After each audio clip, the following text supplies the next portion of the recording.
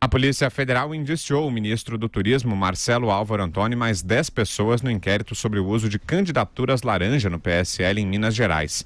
Álvaro Antônio foi presidente da sigla no estado durante as eleições de 2018 e nega as irregularidades. O ministro foi indiciado sob suspeita dos crimes de falsidade ideológica eleitoral, apropriação indébita de recurso eleitoral e associação criminosa. Após o anúncio, o porta-voz da presidência, general Otávio Rego Barros, informou que o presidente Jair Bolsonaro decidiu manter no cargo o ministro.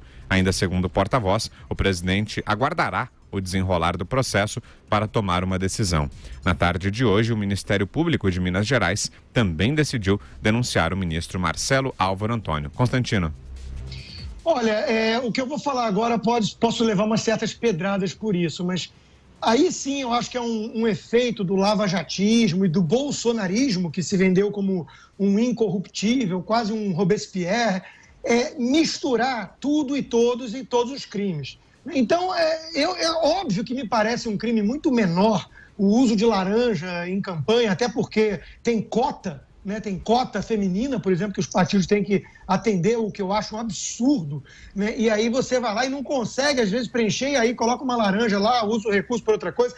Então, é óbvio que isso me parece um crime muito menor do que um monte de outras coisas que acontecem em Brasília na política, ou então não vou nem falar do assalto, do desvio de bilhões e bilhões cometido pelo PT e que tinha, além de tudo, um projeto totalitário de poder, além da corrupção pura e simples. Então, é preciso só ter uma gradação, senão daqui a pouco a gente está falando que o sujeito que foi lá no supermercado e roubou a manteiga, ele é igual ao serial killer ou ao estuprador, então tem que ter uma gradação.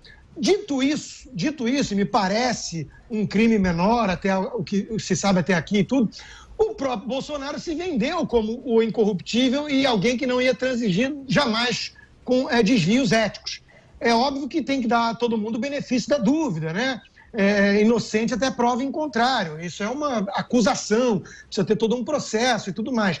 Mas, como a mulher de César não precisa ser apenas honesta, ela tem que parecer honesta, e como o Bolsonaro se vendeu assim, pega muito mal para ele manter no governo alguém que está sob investigação por isso. Assim como pega mal manter como líder do governo no Senado alguém que é acusado de receber 5,5 milhões de propina e teve o seu gabinete alvo de busca e apreensão pela Polícia Federal e tudo mais. Então, é um certo cinismo, uma hipocrisia, uma mudança de postura, uma traição de campanha. Enfim, é algo que é difícil de sustentar, né? Mas, de novo, ele ajudou a criar esse monstro, né? Só que se a gente for partir por essa linha, eu acho que realmente a política pode se tornar inviável. Você não vai ter... É muito difícil qualquer um que for alvo de uma denúncia, você vai ter que limar, né? Pode ser que a tal governabilidade fique muito complicada no Brasil. É algo impopular de ser dito nos dias de hoje, mas eu vou me ater aqui às minhas convicções. Fala, Vera. Eu acho que a gradação dos crimes é estabelecida pela pena. É isso que acontece no direito. Crimes menores, penas menores, crimes maiores, penas maiores. Quem roubou milhões na Petrobras, tipo Eduardo Cunha, Lula, está preso. E quem desviar dinheiro para laranja também tem de ser punido. Não é porque a cota é uma excrescência, e eu acho que a cota é uma excrescência, que a gente vai achar que tudo bem criar um crime para burlar a cota. Eu acho que isso não faz nenhum sentido. Portanto, o inquérito não acho que seja uma coisa menor. É um inquérito de uma prática que se mostrou bastante disseminada, principalmente no PSL, virou uma prática e é dinheiro público isso daí. Esse fundo de financiamento das eleições é um dinheiro público que inventaram quando se decidiu que era inconstitucional o financiamento empresarial de campanha, algo que eu também fui contra aqui. Eu acho que devia ser mantido o financiamento empresarial dentro de bases mais sólidas. Então, aí você tem um ministro indiciado por ter se beneficiado de um desvio de dinheiro público, com testemunhos de várias pessoas de que ele se beneficiou diretamente desse dinheiro que devia ter ido para as laranjas e não foi. O bolsonarismo, embora o presidente Jair Bolsonaro nunca tenha dado uma contribuição ativa como deputado ao combate à corrupção, pelo contrário, sempre tenha passado pano para torturador, passado pano para uma série de desvios menores, dito que usava verba do auxílio moradia para comer gente e assim conduzido a sua vida parlamentar alheio às grandes investigações de casos de combate à corrupção, surfou essa onda na eleição. Se elegeu muito graças a um trabalho que não foi dele, e sim da Lava Jato, de limpeza ética, de combate à corrupção. Então, uma vez eleito, ele tem de seguir a sua plataforma de campanha, ou então é estelionato eleitoral. E este estelionato da moralidade já está sendo praticado em vários aspectos, em vários casos. Na condescendência com um filho investigado e fazer das tripas coração para que a investigação sobre o filho seja abafada de toda e qualquer maneira, ao dizer que o Ministério Público persegue os seus familiares, ao querer interferir no COAF, na Receita, porque eles incomodaram aliados ou familiares, etc, etc, etc. Então, a manutenção desse ministro, nessas circunstâncias, sendo que outros já rodaram sem ter nenhuma acusação, só porque ousaram divergir do governo, mostra que aquela lorota moralista era só para a eleição, que o Bolsonaro, na verdade, como presidente, é o mesmo que era como deputado, corporativista, tudo é permitido aos meus inimigos, a lei, etc, etc. Josias. Eu tenho enorme dificuldade de fazer distinção entre grandes crimes e pequenos crimes na esfera pública. Nós estamos lidando com o dinheiro público.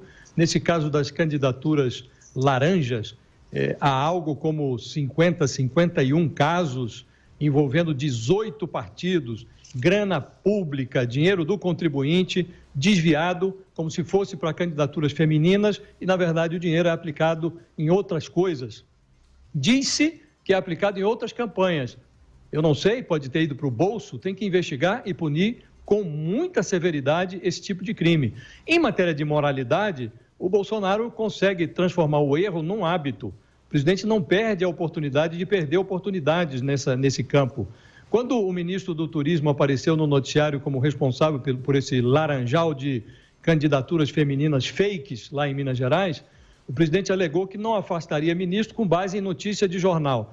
Quando a Polícia Federal abriu a investigação, ele disse que inquérito não era sentença. Agora, vieram o indiciamento pela Polícia Federal e a denúncia do Ministério Público encaminhada à Justiça.